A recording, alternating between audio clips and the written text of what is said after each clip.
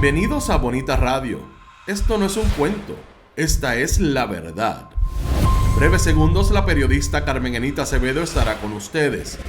Bonita Radio está disponible en Facebook, Instagram, Twitter, Spotify, Google Podcast, YouTube, iVoox y iTunes. Agradecemos a nuestros auspiciadores. Vanilla Gift Card, Cooperativa Seno Gandía, Solidez y Futuro, y Buen Vecino Café. Nuestras transmisiones son viables también gracias al apoyo de ustedes. Pueden enviar sus donativos accediendo a bonitaradio.net. Allí podrán realizar su aportación a través de PayPal o tarjetas de crédito. También pueden realizar su donativo por ATH Móvil Negocios a la Fundación Periodismo 21. O pueden enviar un cheque o giro postal a PMB número 284, P.O. Box 194000, San Juan, Puerto Rico 00919-4000. Bonita Radio, esto no es un cuento, esta es la verdad. Con ustedes, la periodista Carmen Enita Acevedo, en directo desde el estudio Roberto el Indio Acevedo.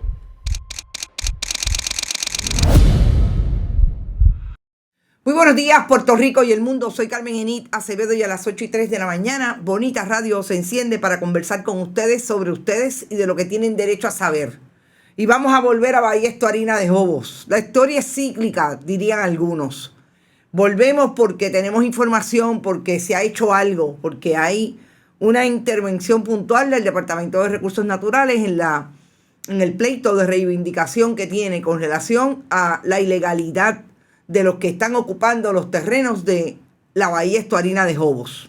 Interesante porque empezamos por crímenes ambientales y no es que se dejen. Ahí están los crímenes ambientales. El Departamento de Justicia ha hecho algo. Ustedes saben algo, si el Departamento de Justicia ha ido contra los que en efecto están cometiendo crímenes ambientales en los manglares del sector Las Mareas, en Salinas. No. El Departamento de Recursos Naturales, hay algunas querellas. Hubo unas querellas. Ahora mismo no creo que esté ninguna viva, sobre todo con relación a lo que está pasando desde que en el 2022 los fogones prendidos se situaron allí en el camino El Indio, Ballester Harina de Jobos. Vamos a hablar mucho sobre esa investigación, pero antes tenemos dos temas que no podemos dejar fuera.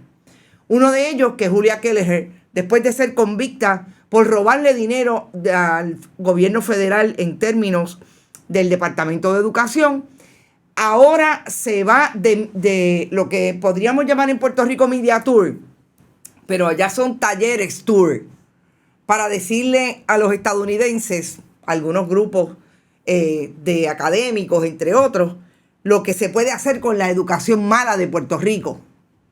Interesante.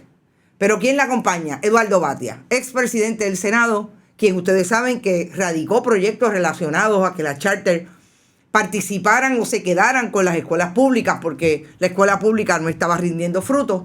Y ahora se va de tallerista con Julia Kelleher. Puntualmente voy a tocar ese tema y definitivamente tengo que tocar el tema de Sol y Playa, porque la nueva postura de la Junta de Planificación le da la oportunidad.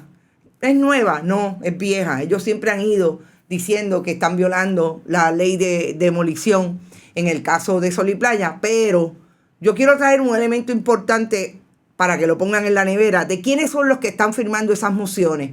¿Quiénes tendrían interés de que la administración de Pedro Pierluisi, el gobernador del 32%, se siga enredando en un asunto que empezó por Sol y Playa y va por todos los extremos de la costa de Puerto Rico?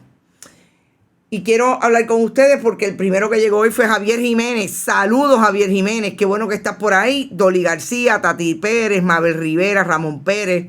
Soyo también está por ahí. Por ahí tiene que estar Irisita Delgado, que el otro día la saludé en otro video. Saludos, Irisita. Hey, aquí de nuevo, Eduardo Ortiz. Hey, recuerda que Batia también es de el asunto de Luma y la Autoridad de Energía Eléctrica. También está por ahí Robert Baldwin, que desde ayer está diciendo, compartan, que hasta el secretario de Hacienda se va a querer poner la alarma para estar pendiente a lo que dice Bonita Radio. Víctor Cruz, Rita Guzmán, María Cruz, saludos. Florence Ramos, Yadi Carrasquillo, Lirian de Jesús, José Rodríguez, siempre por ahí, Héctor Román, Lourdes Ríos, Hermi Alvarado, Miguel Ángel Díaz Pagán, Sandra García, la diáspora que no nos olvida. No se olviden ustedes también, que le tengo que agradecer porque de aquí, de este grupo, hay gente que lo hace y que insistan. Gracias por aquellos que están contribuyendo mensualmente a Bonita Radio. Hazte donante frecuente, ve a bonitasradio.net o lo puedes hacer por ATH Móvil. Te tienes que poner la alarma. Gracias por sus contribuciones. Magdi Colón, por ahí ya mismo Maggie Colón, ya mismo deben llegar las hermanitas Cabán de allá de el área, Iris Melinda Wrinkle de Carolina del Norte. Vamos al primer tema que yo lo voy a ubicar, porque hay que ubicarlo en tiempo y espacio también. El tema de esta información que saliera, la colocara en sus plataformas la compañera Sandra Rodríguez Coto, de que había en efecto un video a través de una plataforma digital que estaba invitando a un taller entre Eduardo Batia, conferencia realmente podríamos decir, entre Eduardo Batia y Julia Kelleher. La compañera sacó esta nota ayer por la mañana y ya hay un medio tradicional que la ha reseñado. Tengo que decir que no sé si le dieron el crédito. Nosotros aquí le damos crédito a los colegas que hacen sus intervenciones puntuales en los medios tradicionales, así como los del periodismo independiente. Y esta nota establece que Julia Kelleher va a hablar en un foro con Eduardo Batia, un foro denominado Los costos reales del status quo de la educación pública en Puerto Rico. La plataforma digital SXSW, Panel Picker, entre el 4 y el 7 de marzo. Hay un video promocional. O sea que esto es en el 2024. Bueno, yo honestamente quiero hacerme varias preguntas y quizás hacérsela al propio Eduardo Batia, porque realmente lo que me sorprende es que Eduardo Batia trate de hacer un foro con la convicta por corrupción en el Departamento de Educación, Julia Kelleher.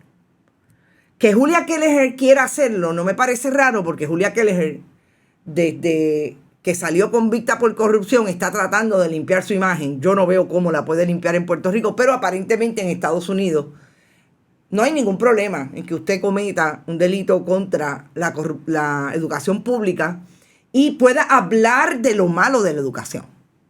Porque yo no estoy hablando aquí de que se rehabilite o no. Pues claro que tiene derecho a rehabilitarse. Ojalá ya se le quite la conducta delictiva de estar cogiendo dinero o tratando de ganar aquellos acomodos que para ella son importantes, como un apartamento en el edificio de Ciudadela, a cambio de un pedazo de tierra para precisamente los desarrolladores de ese edificio, que era o es propiedad de una escuela pública del Departamento de Educación que ella dirigía. Lo terrible aquí es que definitivamente estemos hablando de que una persona que fue presidente del Senado, sabemos que Eduardo Batia tiene una posición de la privatización no solamente de las escuelas, sino también de el sistema de energía, y ahí está todo lo que hicieron en su administración con relación a ese asunto. Pero juntarse con Julia Kelleher, que el evento se promueva porque ellos los dos son los macaracachimbas de la educación pública en Puerto Rico y pueden dar fe. En el caso de Eduardo Batia no tiene ninguna convicción, pero en el caso de Julia Kelleher puede dar fe. ¿De qué va a dar fe? De lo malo que están las escuelas públicas en Puerto Rico, administración por administración. Pero el problema es que Julia Kelleher tendría que decir en un contexto puntual, o Eduardo Batia contestarle, pero ustedes se robaron los fondos de educación. O sea, yo estaría de verdad, detrás de ese panel, por un rotito, como diríamos, para que alguien pueda provocar esa pregunta. O si es que Eduardo Batia se lo va a decir, que no sabemos. El evento se promueve con la descripción de Keller y Bardia de que ellos dos presentarán dos perspectivas diferentes sobre los desafíos y oportunidades para reinventar la educación pública en Puerto Rico. Es que esta es la oportunidad de Eduardo Batia o del Partido Popular, es verdad que él es un expolítico, decirle a Julia Keller: el problema que hemos tenido es que tras administración no tenemos un convicto, no eres tú la única convicta, también hay un convicto como Víctor Fajardo. Es que yo de verdad no me lo podría imaginar que esto iba a ocurrir. ¿Quién está diciéndole a Eduardo Batia, que no deja de ser una figura del Partido Popular, activa o no activa, que obviamente moja la posibilidad de que el Partido Popular alguien le diga: ven acá, estos son los líderes de tu partido?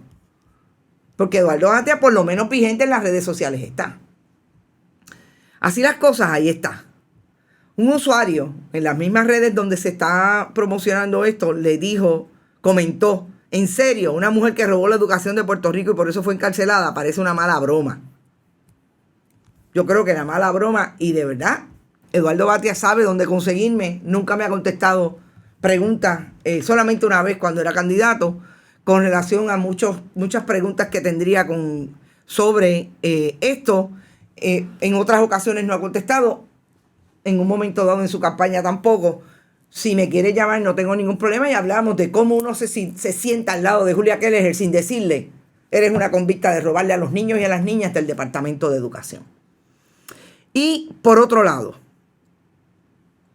el asunto de Sol y Playa, que yo creo que sigue siendo importante que analicemos este caso, porque la semana pasada dejamos en que la Junta de Planificación, Julio Lasuz, radicó una moción para que el tribunal pudiera ir sobre el Consejo de Titulares, es decir, todos los titulares de Sol y Playa, para que respondan por una demolición que no se ha hecho y un incumplimiento de la orden del juez Abid Quiñones Portalatín. El juez Abid Quiñones se quedó, parecería que se quedó con la carabina al hombro cuando ordenó el ingreso de María Isabel Negrón García, presidenta de la Junta del Condominio, y un par suyo se la sacó por otro lado y dijo que ese desacato civil estaba mal otorgado porque esa ex jueza, compañero del juez Trabal Cuevas, que la excarceló, esa ex jueza había hecho todo lo posible por cumplir con la orden y que el problema era de recursos naturales.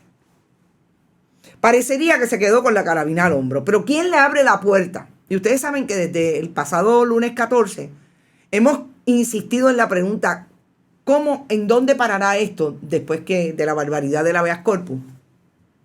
Porque obviamente los jueces, el derecho es rogado, los jueces solamente pueden abrir salas si tienen un caso porque alguien le pidió algo. Y en este caso fue la Junta de Planificación. La Junta de Planificación le pide y el juez decide el pasado viernes emitir una orden, notificación, citación a todo el mundo, Departamento de Recursos Naturales, el municipio de Añasco, de Rincón, que increíblemente no ha comparecido. Pero obviamente no tienen mucho que aportar aquí, pero Recursos Naturales, la licenciada Mildred Sotomayor, ahí está todo el mundo. Pero hay unos nuevos personajes. Obviamente, ¿quién va por el Consejo de Titulares? Ya no la Junta. La licenciada Amy Ruiz Goico. Importante, porque esa fue la que estuvo allí todo el tiempo haciéndole representaciones al juez, radicando mociones a última hora y arrastrando los pies por parte de la Junta del Condominio para cumplir con la orden. Pero también citó a la secretaria del DACO. Y esta notificación dice que entre la secretaria, o sea, que comparezca la secretaria, vamos al documento, señor director, que comparezca la secretaria o en su defecto el director o directora de la división legal. Lizuanet González Ruiz, secretaria del DACO, la sientan ahí. Lizuanet González Ruiz fue fiscal, PNP del corazón del rollo. O si no, el director de la división legal, que debe ser igualmente un PNP, porque esto nadie se llama engaño. Sala 503 del Centro Judicial de Aguadilla, el 30 de agosto del 2023. Importante, importantísimo, porque yo quiero traer el hecho de que la Junta insista en pedirle multas de hasta $100,000 a el Consejo de Titulares, porque ellos dicen que no importa que la Junta del condominio haya renunciado, el Consejo de Titulares es liable, es decir, es demandable, tienen personalidad jurídica, se tienen que aplicar la orden del juez de demoler. Al DACO, obviamente lo citan, porque supuestamente hay una intervención de un titular que, según tengo entendido, tienen que ir todavía a una asamblea para poder decidir si van a DACO en ausencia de junta y le piden un síndico para poder bregar con este bollete. Porque yo quiero traer un elemento que una buena fuente de información me trae con relación a lo que puede estar pasando con que la Junta insista en algo que obviamente le hace daño al gobierno de Pedro Pierluisi, porque no olvidemos que el elemento político partidista ha estado desde el día 1.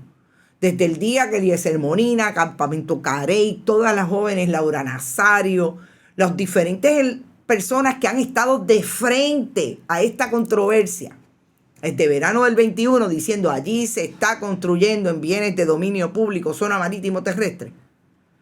Desde ese momento, Eliezer Molina, sobre todo, ha sido bien claro en que uno de los problemas que ha tenido, o de las bendiciones que tuvo esa junta del condominio, Kenny García, una segunda junta y más tarde María Isabel Negrón García, es que estaban bendecidos por el primo hermano del gobernador del 32%, Walter Pierluisi Sr.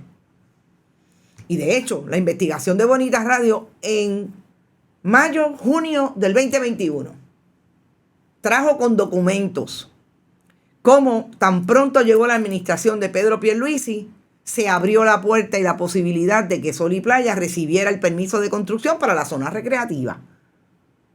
En febrero del 2021.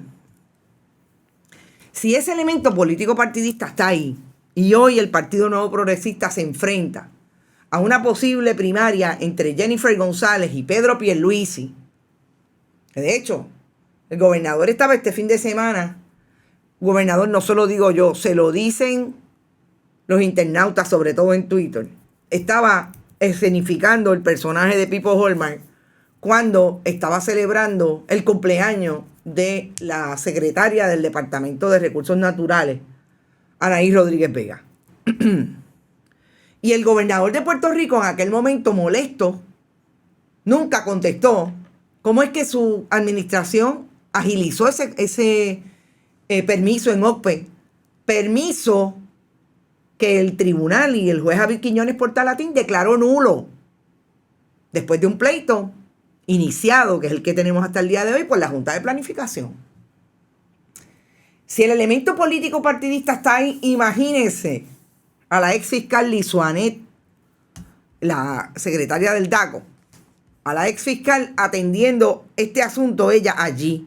No sabemos si va a ir ella, conociendo a estos muchachos y tengo que decir muchachos porque son más jóvenes, conociendo a estos jóvenes en las agencias, no va el próximo miércoles 30 de mayo. No va. Manda al director de la división legal. Esa funcionaria, obviamente, es pierluisista. ¿Quiénes entrarían como del bando de Jennifer González? Increíblemente, eso me lo confirmaron varias fuentes este fin de semana. Los que están firmando la petición de más multas para Sol y Playa.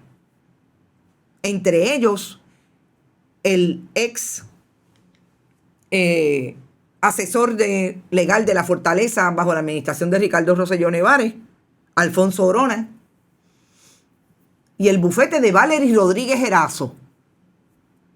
¿Quién es Valery Rodríguez Erazo? La esposa de Elías Fernando Sánchez y Fonte, que quizás el único, creo que también tiene, no sé si se lo han quitado, el único contrato que tiene con el gobierno de Pedro Pierluisi es el contrato de la Junta de Planificación, y Alfonso Orona trabaja con ella.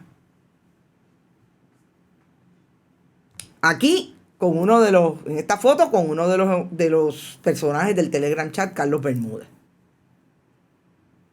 Cuando uno ve esto, y es la suspicacia de la fuente, yo quiero traerlo como esa suspicacia, que obviamente se va enredado el país en esto, porque no solamente están cobrando de la chequera del pueblo los abogados de la Junta de Planificación, sino que es posible que uno de los elementos que estén utilizando para insistir en ir y pedir más multas es precisamente cómo queda la administración de Pedro Pierluisi y seguirle dando la posibilidad de que este fogón prendido, que nunca se ha apagado desde el 2021, siga prendido y le siga haciendo daño al gobierno del 32% y a la posible candidatura de Pedro Pierluisi para la gobernación, pero que vaya a una primaria con Jennifer González.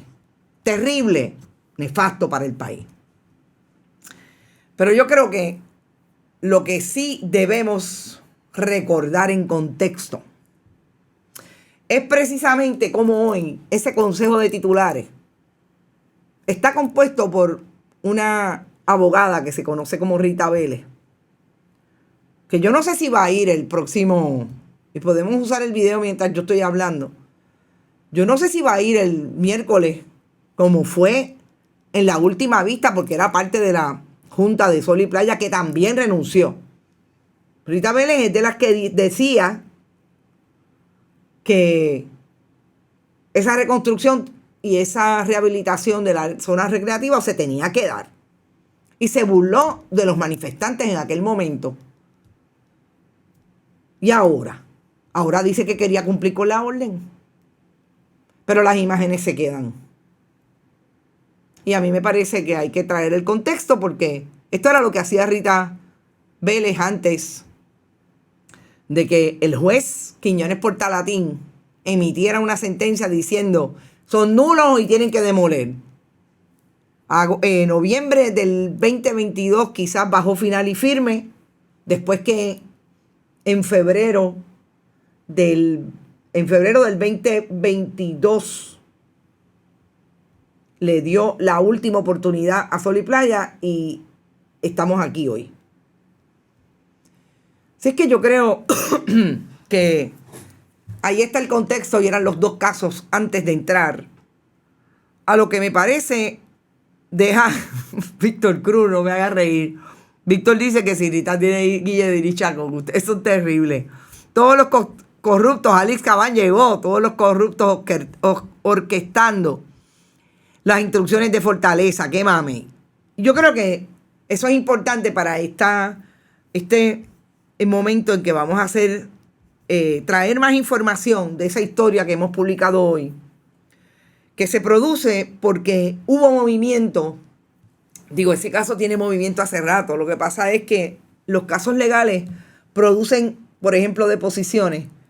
Es difícil llegar a las deposiciones en términos de el periodismo, pero sobre todo es largo.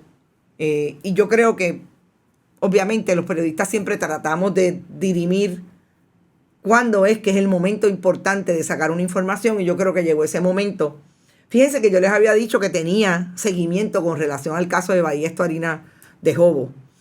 Y lo tenía precisamente porque sabía por dónde venían los tiros de esa defensa del Departamento de Recursos Naturales en establecer una u otra teoría, sobre todo partiendo de esa información que recibe de las deposiciones, en un caso que se inició por lo que se han iniciado todos los fogones prendidos alrededor de la costa.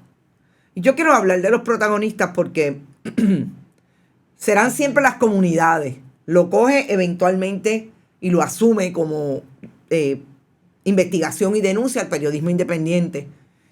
También hay un elemento de legisladores como Mariana Nogales Molinelli, que entró en aquel momento en el 2021 e hizo conferencias de prensa sobre la información que tenía de lo que estaba pasando en la Bahía Estuarina de Jobos.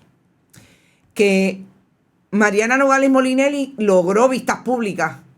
Incluso la persona que realmente es importante y es el protagonista de esta defensa del Departamento de Recursos Naturales, Carlos Vega Santos, compareció allí y le dijo a grosso modo, a los legisladores y legisladoras lo que hoy reproduce el Departamento de Recursos Naturales por voz de los licenciados Homero González y la licenciada Maritere de Jesús Aponte. Una defensa compleja. No, complejos son los hechos. Compleja es la investigación. Pero una defensa directa.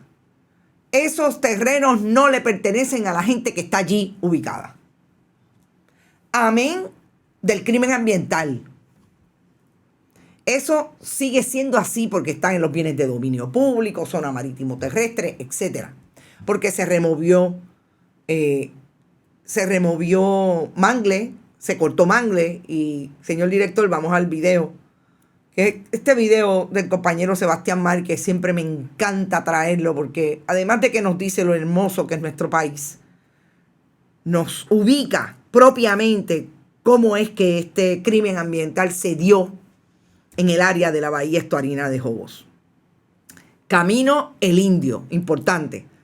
Las Mareas es el barrio, el barrio es Aguirre, sector es Las Mareas, y esto es una imagen dron del compañero Sebastián Márquez, de dónde se ubica y de cómo se ubicaron allí. Ya ustedes ven piscinas, casas, pozos sépticos, casas dos pisos, parques de remolque, etc.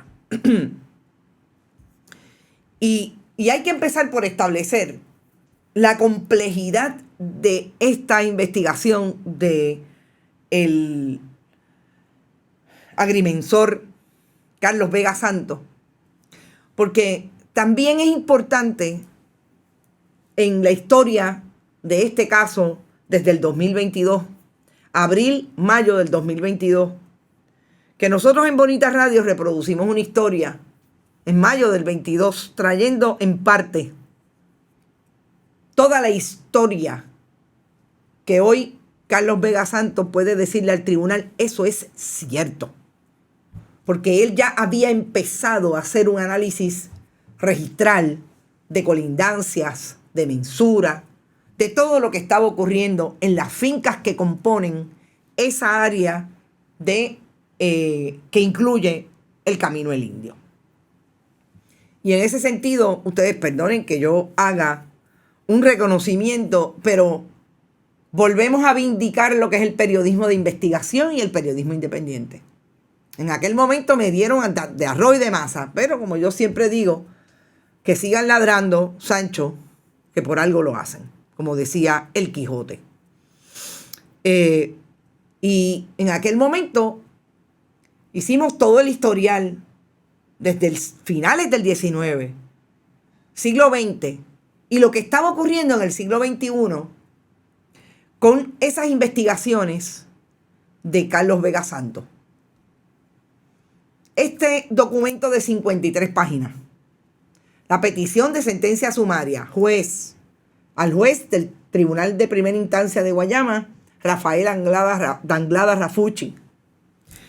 Nosotros, independientemente de lo que está pasando allí, en términos del mal uso de los bienes de dominio público, obviamente la ilegalidad de ocupar el bien de dominio público, lo primero que tenemos que señalar es que la cosa está identificada, un poco en lenguaje legal, como una propiedad del departamento, titularidad del Departamento de Recursos Naturales, alias el pueblo de Puerto Rico. Eso es así y vamos entonces a un poco establecer qué es lo más importante, créanme, súper complejo, pero sobre todo, más que compleja la investigación, es que tiene demasiados elementos, números, protagonistas, personajes.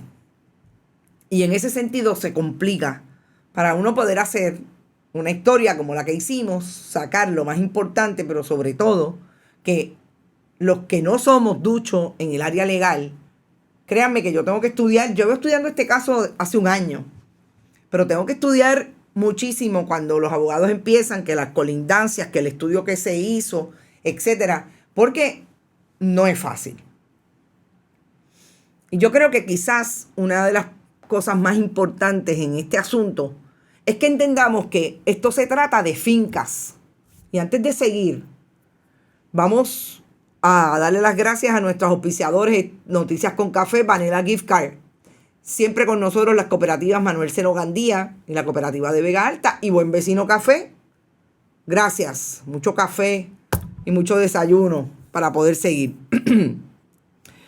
Dice Eduardo Ortiz, en Salinas pasa lo mismo que en La Parguera. Los involucrados son gente de mucha, pero mucha influencia. Eduardo Ortiz es interesante porque me acaba de comentar una persona hace un rato. ¿De dónde sale el juez Rafael Danglada? No voy a hablar de eso todavía. Yo creo, porque me insistió y no lo dudo, que el juez Rafael Danglada no solamente es un estudioso, es un comprometido con su carrera judicial. Me parece que cuando la gente pone por encima de dónde viene o quiénes han sido sus padrinos políticos, es importante darle la oportunidad que aquilate una información que, créanme, yo no sé cómo va a debatir la otra parte, los codemandados, sin peritaje. El peritaje y la pericia que trae Carlos Vega Santos en esta moción, o sea, los abogados lo traen por conducto de esa investigación. Pero hay tiempo al tiempo. Vamos primero a dilucidar cómo es que desde el siglo XIX, finales del XIX, 1889, imagínense, la colonización y conquista, la invasión de Estados Unidos a Puerto Rico fue en el 1898. Ya en el 1889 aquí hay tracto registral, hay material histórico, los famosos mapas del Departamento de Recursos Naturales que ubican esa finca como parte de un área que más tarde fue propiedad a través de ese registro de el gobierno de Puerto Rico. Que esa finca, y empecemos por ir con relación a la misma moción, que esa finca matriz está conocida, y tengo que repetir, la historia completa, con pelos y señales, está en bonitasradio.net. Y ustedes van a ver todo. Nosotros aquí, obviamente, además de hacer el análisis, le vamos a traer información y otra información que no está contenida en la historia, que nos parece que es importante que lo tenga en el contexto y lo ponga en la nevera. Que esa finca matriz se segrega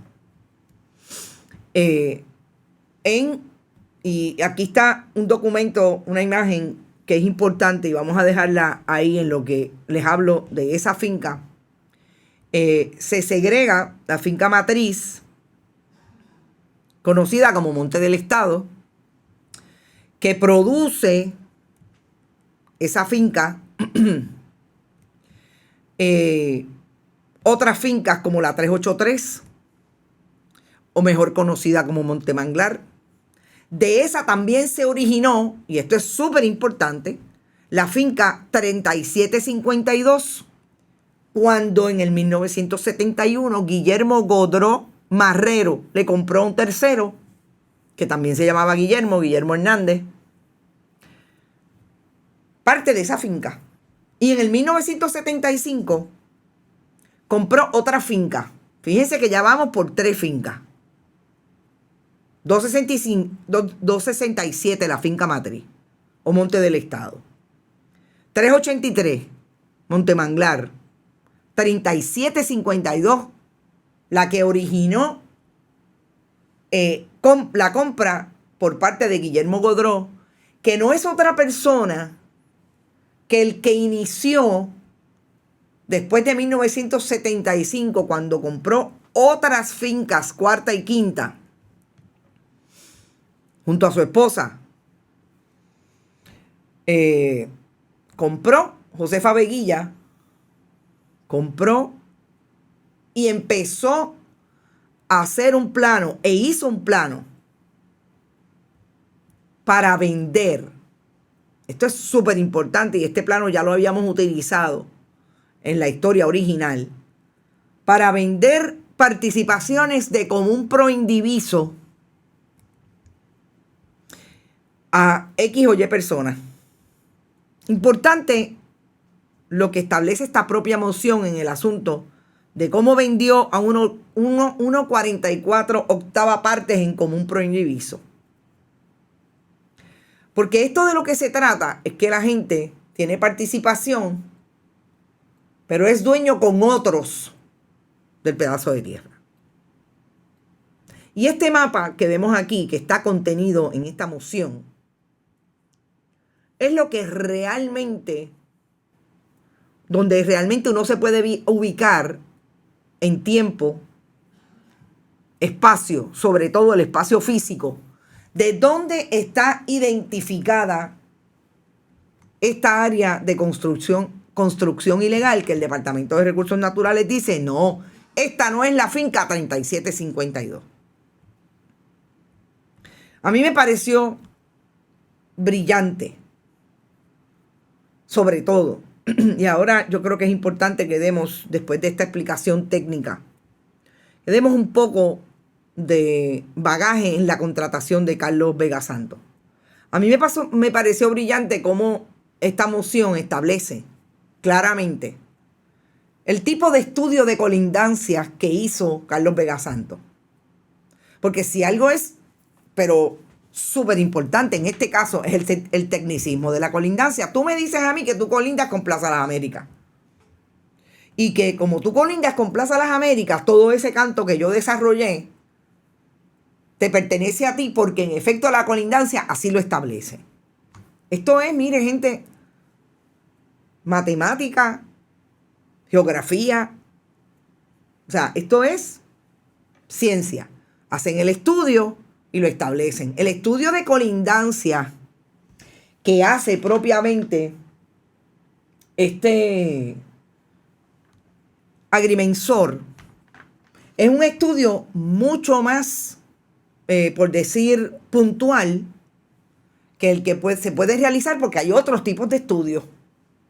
Y el propio alegado perito, y digo alegado perito porque una de las cosas que dice la moción es que el perito de la parte demandada, de las partes, no tiene un estudio que establezca cuáles son las colindancias originales y no trajo solamente solamente alega que eso le pertenece porque los demandados se lo dijeron. Pues claro, no le van a decir otra cosa.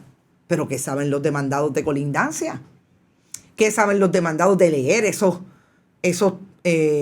mapas, de traerlos y de hacer realmente el estudio allí, en el piso, en el lugar, en el location, como diría doña María en Country, de lo que se está midiendo, estableciendo geográficamente que es o no es la finca 3752? Eso me pareció más que importante, definitivo en el caso. Porque si estamos hablando de que van a sentar o sentaron en términos de una deposición a Carlos Vega Santos, y Carlos Vega Santos dice, no, mire, mi estudio dice esto porque yo hice esto como técnico, como perito. Y los otros solamente cuentan con la voz de sus demandados, pues, caramba, un poquito difícil. El organigrama, fíjense que volvamos a la finca, posiciona las fincas pertinentes según la descripción registral y el historial de segregaciones. Importante. Usted no puede hacer una alegación de que esto es mío si usted no hace el estudio del tracto del registro. Y el tracto del registro, según la moción del Departamento de Recursos Naturales, es claro. La finca 267 se segrega en la finca 383 en 1899. Perdón, dije 1889. No, es un año después de la invasión, 1899. Recordemos que los españoles estaban, bregando a ver con qué se quedaban o con qué no. La ubica en respuesta a sus colindancias y conforme al plano original. En su origen, la colindancia al sur de la finca 267 era el Mar Caribe. De igual forma, la colindancia al sur de la finca 383, una vez segregada, también era el Mar Caribe. La finca 3752, que es la finca que Guillermo Godró repartió, vendió en común pro indiviso, cuya titularidad reclaman los codemandados, establece su propio título. Esta finca fue segregada del remanente de la finca 267. Importante, más segregación. Por tal razón, resulta imposible que ubique donde actualmente se encuentran físicamente los demandados, porque ese pedazo de terreno forma parte de la finca 383. En el 81, importante, ¿cómo fue que llegó? Recordemos, Guillermo Godro, 1971-1975. En el 71 compró por una sindicatura del Tribunal de Quiebra. Loca por ver esos documentos. ¿A quién le quitaron eso? ¿Cómo? Yo me imagino que fue a uno de los gringos que tenía allí intereses por el asunto de la Central Aguirre. Se segrega la finca número 383 a la 5791, la primera que dio origen al pueblo, que dio posesión al pueblo de Puerto Rico, porque la 5791 es la propiedad inicial que se reclama primero del DRNA, y más tarde hubo una agrupación importante. Fíjense que hablamos de segregación, pero también hablamos de agrupación, porque eso plantea el caso. Aquí no solamente hubo segregación, se agrupó. Cogí aquella y la traje para acá, que concuerda con la escritura 1 otorgada en San Juan ante el notario Paul Smith. Eso es allá en los 70. Antes mencionada la finca 5791 que reclama el departamento. ¿Qué pasó en esa segregación, en esa agrupación? Gente, en el 2019. Empezamos en el siglo XIX, ya estamos en el 2019, en el siglo XXI. En el 2019 se agrupan, y ahora la finca 5791 con la 13.320, y ahora es una sola, DNA Bahía Estuarina de Investigación Jobos, Bahía de Investigación Estuarina de Jobos, es la 14262. Sí, complicado. Porque todos esos números se juntan. Yo se los estoy narrando, pero está en la historia. Y yo creo que está con los documentos, se entiende. ¿Qué meollo? Dice Lirian de Jesús. Claro que sí, reparten lo que no es de ellos. Dice Bon Padua, Sonia Anit Ortiz Velázquez está por ahí. Yo les decía que yo les quería traer un contexto que me parece que es pertinente traer. Y es el asunto de cómo llega Carlos Vega Santos al Departamento de Recursos Naturales. Obviamente es un agrimensor con mucha experiencia, contratado por el departamento, pero es interesante que su contrato del 2014 establece claramente que está siendo contratado por el departamento para que haga estudios, consultoría, análisis, estudios, sobre todo lo que pasa en las delimitaciones de cabida que tiene la finca de la Bahía Estuarina de Investigación de Jobos. Siempre lo digo al revés, Bahía de Investigación Estuarina de Jobos. Porque allí había un elemento de invasiones que el departamento quería estar claro de que no se trataba de invasiones en el lugar que le corresponde al pueblo de Puerto Rico a través de esa bahía, reserva natural. Nildy Rivera, gracias. Michael Acosta está por ahí, llegó tarde pero seguro. Tremenda bola de hilo, esa serie va a ser más larga que Sol y Playa, exactamente. ¿Por qué es importante traerlo del 2014? Porque fíjense que en el 2014 la administración de Alejandro García Padilla tenía como secretaria a Carmen Guerrero, secretaria del Departamento de Recursos Naturales. Y nosotros hemos visto aquí cómo en la historia de la bahía, de este caso del Camino El Indio, los primeros intentos de ir contra las personas que estaban ilegalmente construyendo allí fueron de esa administración. ¿Qué pasó en la administración de Ricardo Rosselló Nevares?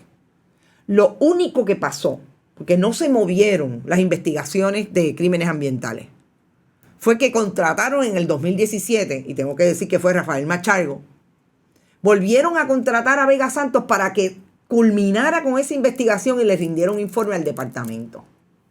Ahí es donde la puerca entorcha el rabo. Porque la administración de Ricardo Rosselló Nevares aparentemente no hizo nada, pero tengo que decir que algo hizo Rafael Machargo, que volvió a contratar a Vega Santos. El problema es que llega la administración de Pedro Pierluisi.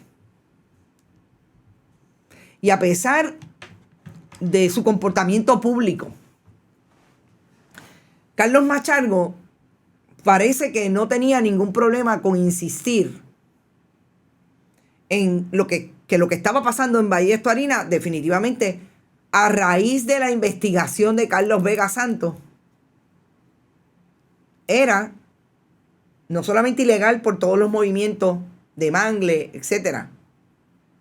Era importante establecer la titularidad para entonces ir en un pleito de reivindicación. Yo creo, y a este punto, desenredando los hilos como ustedes están estableciendo, Rafael Machargo, perdón, si dije Carlos me equivoqué, Rafael Machargo, yo creo que el problema que tuvo fue la presión del partido político y sobre todo la presión de Fortaleza, porque está claro que Noelia García Bardales le dijo un viernes, tienes que cambiar esa orden. En el caso de Sol y Playa, no me imagino lo que le tiene que haber dicho en el caso de la Bahía Estuarina de Jobo. Y yo creo que si uno encuentra, hay que decirlo propiamente.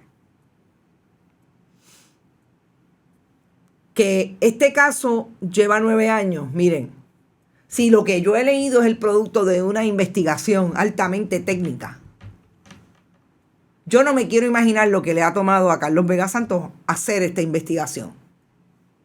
Fíjense que ya no solo en el 22, y ya él tenía claro en el 22, todo el tracto histórico, registral, etcétera. Lo que pasa es que tenía que llegar al punto del estudio de colindancia. Y no sé, honestamente, no lo leo de la moción que radicaron. No sé cuándo finalmente lo tuvo, pero evidentemente tiempo toma. Eso no es fácil. Claro. El problema es que el Departamento de Recursos Naturales, administración de Tania Vázquez, administración de Rafael Machargo y administración de Anaí Rodríguez Vega, definitivamente arrastró los pies con relación a los crímenes ambientales. Porque la titularidad, lo sabemos ahora, tenía que cambiar la estrategia. Pues claro, si yo puedo probar que esa no es la finca que les pertenece porque no es la 3752, pues yo no tengo que hablar de los crímenes ambientales. Eso está clarísimo. Pero el Departamento de Recursos Naturales debería poder seguir con eso. ¿Cuántas veces han llamado a uno de esos que tiene allí destrucción de mangle, etcétera, etcétera, para seguir con querellas allí? ¿Qué hay? Sí, yo me imagino que habrá. Claro, también tenemos que decir que sabemos lo que hizo Luis Fortuño y su gente con la división, con el Departamento de Recursos Naturales. Está sin personal, incluidos los vigilantes. Obviamente, Machargo empezó, contrató a Vega Santos. Anaí Rodríguez Vega, yo creo que tenía las manos atadas. Tenía que seguir. Y siguió, me parece bien. Pero, ¿dónde está la responsabilidad de los que vinieron antes? Que no dejan de ser PNP. Lo siento, pero tengo que decir que el contexto es así porque pues, ellos fueron los que no hicieron nada para reivindicar esto. Por eso es que Tania Vázquez queda tan mal en todo esto. Porque Tania Vázquez, según los propios abogados del departamento, lo que hizo fue crear una división legal paralela con contratos a los amigos del alma del Partido Nuevo Progresista. Eduardo Ortiz, todo un plan desde Fortuño para acá. Siempre lo he dicho. Es que está claro. Cada vez que hacemos estas investigaciones, cada vez que algo se pone en contexto, Luis Fortuño destruyó las agencias públicas para quedarse, para privatizar todo. Ahora, ¿dónde está la presidenta de la Autoridad de Acueductos y Alcantarillado yendo en investigaciones con relación a esto? El Departamento de Justicia, Domingo Emanueli. No se dan por enterado. Se dan por enterado de otras cosas por la jurisprudencia periodística. pero de esto no. Hay de esos codemandados gente que ha ido en contrademanda contra el Estado. ¿Qué ha dicho el Departamento de Justicia? Yo sé que lo tiene el licenciado Homero González porque él es el que representa, y la licenciada de Jesús Aponte porque son los que representan a Recursos Naturales, pero, o sea, es que aquí no le importa a nadie. La Autoridad de Energía Eléctrica, ese director ejecutivo que tanto habló de que iban a investigar, ¿dónde está OCPE?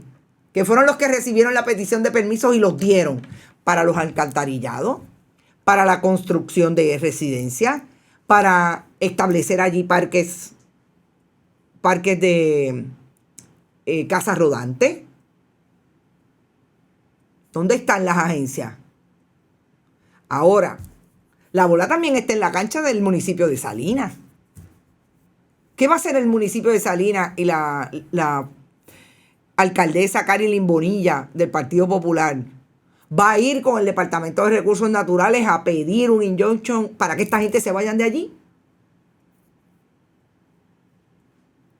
¿Qué pasó? ¿Que esto dejó de ser del municipio de Salinas? ¿Dónde está la alcaldesa diciendo que estos son terrenos de bienes que son terrenos, bienes de dominio público? Y que esa gente se tienen que ir y tienen que reparar el daño hecho. Yo no la veo por ningún lado, pero las elecciones son el año que viene. Mirando a otro lado, ¿dónde está el gobierno federal? Porque eso es una reserva federal. Entonces, importante, gracias. Y si gobierna llegó, continuará con el plan, dice Gladys Estel, la alcaldesa de Salinas calladita, amiga de Nandito y su pari en Los Mangles. Esa alcaldesa, dice Román Medina, es parte de la corruptela. ¿Por qué?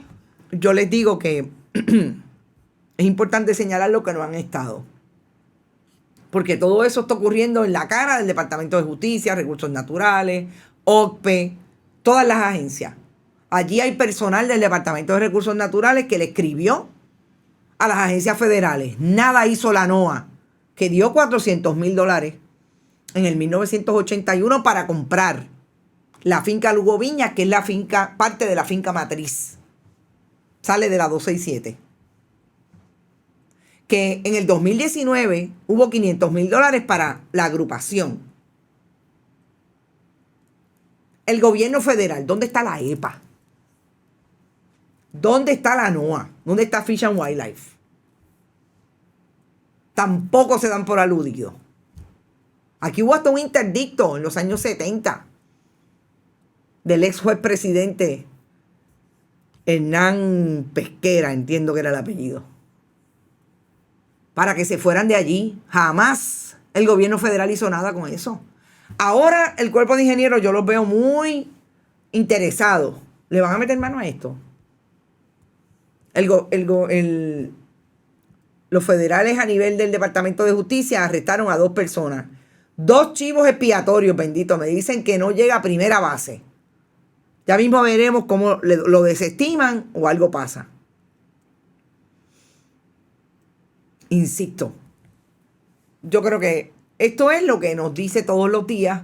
Hay país, lo que no hay es gobierno. Y yo me voy, son las 8:55 de la mañana. Gracias por haber estado. Vayan a bonitasradio.net, compartan esa historia. Si pueden, donen para insistir en poder hacer este trabajo todos los días. Queremos seguir haciéndolo. Recuerden que Rodrigo Terogoico empieza hoy a las 12 del mediodía. Está hecho un estudiante de estudio graduado. A las 12 del mediodía, tu tiempo de deportes en más de una milla. Desde hoy a las 12. Y vayan a todas nuestras plataformas, YouTube, los amigos de la diáspora. Tenemos Venmo, una aplicación que usted puede, tipo ATH móvil o PayPal, que usted puede donar a través de Venmo y puede incluso colocar en Venmo la donación frecuente, o sea que también funciona como PayPal. ATH móvil Bonita Radio y también ATH móvil Fundación Periodismo 21, que nos apoya en este esfuerzo todos los días. Gracias Javier Pérez, Iris Melinda, gracias a todos ustedes. Nos vemos mañana a las 11 en Esto es lo Último. Que la pasen bien. Bonita Radio. Esto no es un cuento. Esta es la verdad. Este programa fue traído a ustedes por Vanilla Gift Card. Cooperativa Seno Gandía, solidez y futuro. Y Buen Vecino Café. Y no olvide que puedes realizar sus donaciones a través de ATH Móvil en la sección de negocios como Fundación Periodismo 21. O puede acceder a nuestra página de internet bonitaradio.net y donar a través de PayPal o tarjetas de crédito. También puede enviar cheques o giros postales a nombre de la Fundación Periodismo Siglo XXI, PMB 284, P.O. Box 194000, San Juan, Puerto Rico 00919-4000. Bonita Radio, esto no es un cuento, esta es la verdad.